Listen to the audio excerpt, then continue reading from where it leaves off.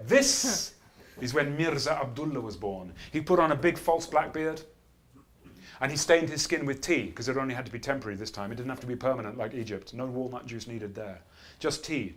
And he walked around the streets of Karachi, and he sat at cafe tables and spoke to scholars and savants. This was when he'd memorized 1/3 of the Quran.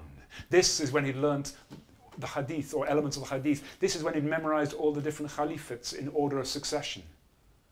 Well, he spoke with the scholars, and he asked 1,000 questions. I think he even played chess with them, 3 boards at a time. And he fed very important information back to Napier. He would even walk around at night. He didn't restrict his investigations to daytime. At night, he would walk through the streets of Karachi, robed in disguise, clothed in nightfall, listening. And if he went past a house and heard the sound of singing, he'd stop.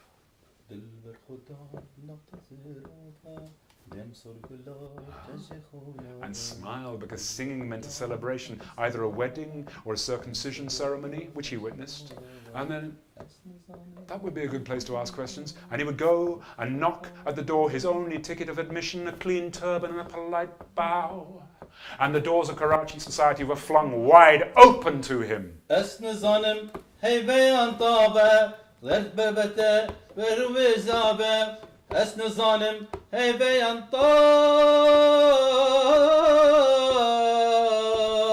اسنظانم هی بیان طاب خورتش برتش رو بزاب انار بیا ببالینم خورتش برتش رو بزاب انار بیا ببالینم He danced,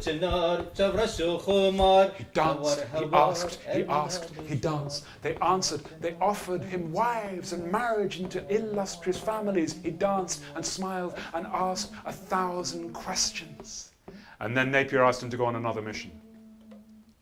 And I mean asked, because this was not the sort of mission you would command anybody to go on. The merest smut of an investigation like this could destroy a man's life and career forever.